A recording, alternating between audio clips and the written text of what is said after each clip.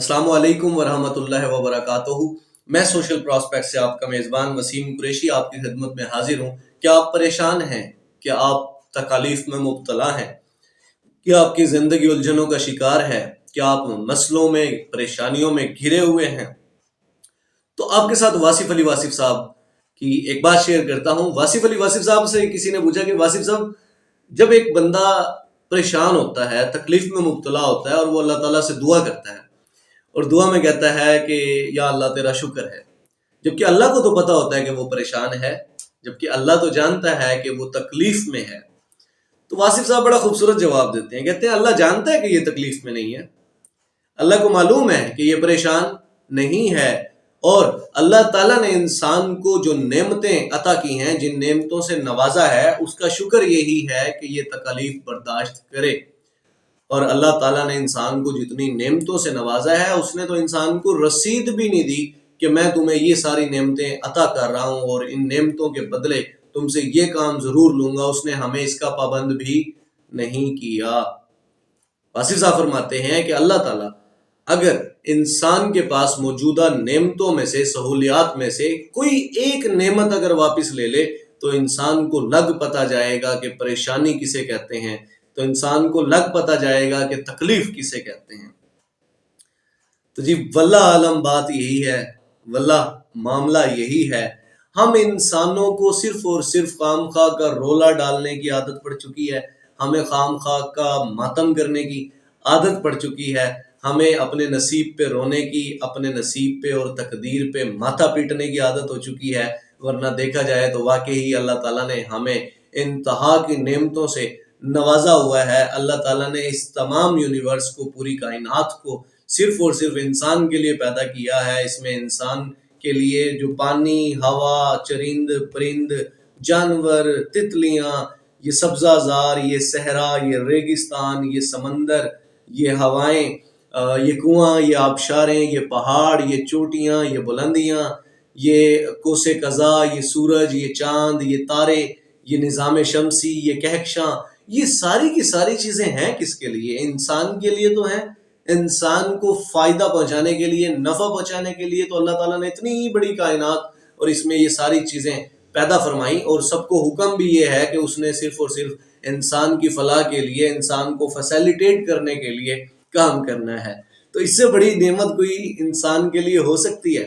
उसके अलावा अल्लाह ताला ने हमें एक मुकम्मल और परफेक्ट इंसान बनाया है।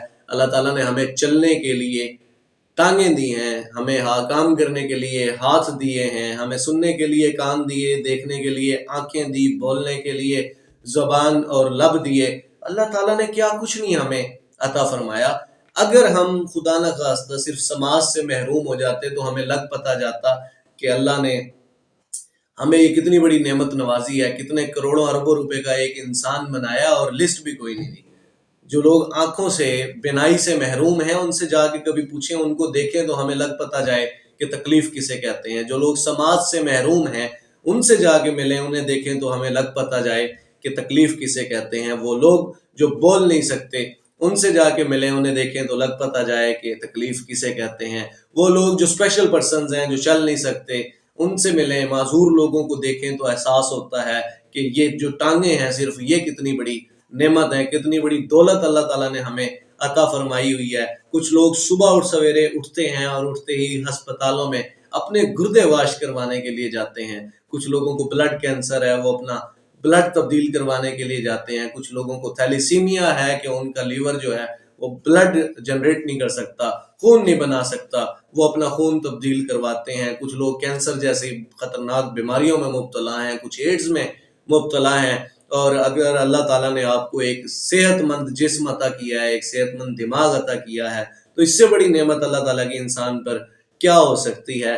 तो बेसिकली बात यह है कि अपने पास मौजूदा वसाइल और मौजूदा नेमतों की अगर इंसान किसी दिन बैठ के लिस्ट बना ले तो दिल से निकलेगा अल्हम्दुलिल्लाह रब्बिल आलमीन, और इंसान कहने पर मजबूर हो जाएगा कि वाकई फ़बी अय्यि आलाए रब्बिकुमा तुकज़्ज़िबान, और तुम अपने रब की कौन कौन सी नेमतों को जुटलाओगे। अगर तकलीफ की बात करते हैं तो वो शख्सियत, वो पर्सनैलिटी, वो हज़रत मोहम्मद सल्लल्लाहु अलैहि वसल्लम जो वजह कायनात हैं, जिन्हें अल्लाह ताला ने अपना हबीब, अपना महबूब बनाया, تو پھر ذرا اندازہ لگا کے دیکھیں کہ وہ کیا لمحات ہوں گے کہ جب ایک محبوب بھی کون؟ حضرت محمد صلی اللہ علیہ وآلہ وسلم، محبوب بھی کس کا؟ اللہ تعالیٰ کا، اس کا جس کے دسترس میں یہ پوری کائنات ہے، اس کا محبوب اور فاقوں کی وجہ سے پیٹ پہ پتھر باندھے ہوئے ہیں۔ تکلیف تو یہ ہوتی ہے، تکلیف تو پھر اسے کہہ سکتے ہیں۔ ہمیں کیا تکالیف ملی ہیں؟ ہم نے پریشانیاں دیکھی کیا ہیں ابھی؟ لیکن ہم نے صرف اور صرف اپنا مائنڈ سیٹ ایسا بنا لیا ہے کہ ہم صبح اٹھتے ہی اس احساس کے ساتھ جاگتے ہیں، اس سوچ کے ساتھ جاگتے ہیں کہ ہم دنیا میں سب سے پریشان انسان ہم ہیں، سب سے زیادہ تکلیف اور پریشانیاں ہمارا مقدر بنی ہیں، اور ہمیں ہی سارے مسائل جو ہیں وہ ہم مسائل کے لیے، پرابلمز کے لیے شاید ایک میگنیٹ، ایک مقناطیس کا کردار ادا کر رہے ہیں، اور دنیا ساری سکون میں ہے، دنیا ساری جو ہے وہ بالکل پیسفل ہے، ان کے پاس سکون ہے، خوشیاں ہیں، ہمارے پاس کچھ نہیں ہے۔ اس کی ایک بڑی وجہ یہ ہے کہ ہم اپنے سے اوپر دیکھتے ہیں، ہم اپنے سے نیچے نہیں دیکھتے۔ ہمیں ہمیشہ اپنے سے نیچے دیکھنا چاہیے تاکہ ہم اللہ تعالیٰ کا شکر ادا کر سکیں۔ ہم اوپر کیوں دیکھتے ہیں؟ یہ اللہ تعالیٰ کی ایک تقسیم ہے جسے انسان نہیں سمجھ سکتا، کہ اللہ تعالیٰ نے کسی کو کم تو کسی کو زیادہ عطا کیا ہے، اس نے کسی کو ایک چیز زیادہ تو دوسری کم دی ہے۔ اس طرح اس نے بیلنس رکھا ہے، توازن کو برقرار رکھا ہے، توازن اس نے قائم رکھا ہے۔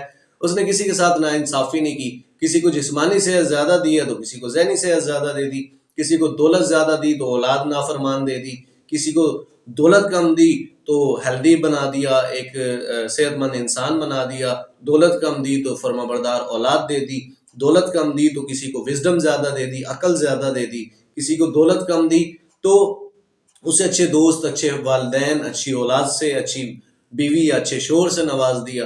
یہ اس کی تقسیم ہے، اس نے ایک چیز زیادہ تو دوسری کم عطا کی ہے۔ تو اللہ کی نعمتوں پر شکر ادا کرنا سیکھیں۔ شکر ادا کرنے سے بھی آپ کے پاس جو نعمتیں ہیں ان میں اضافہ ہونا شروع ہو جاتا ہے، جبکہ آپ جو ناشکری کرتے ہیں اس کی وجہ سے جو آپ کے پاس موجودہ نعمتیں ہیں ان میں سے ایک ایک نعمت آپ سے آہستہ آہستہ چھین لی جاتی ہے جب آپ اس کی قدر نہیں کرتے۔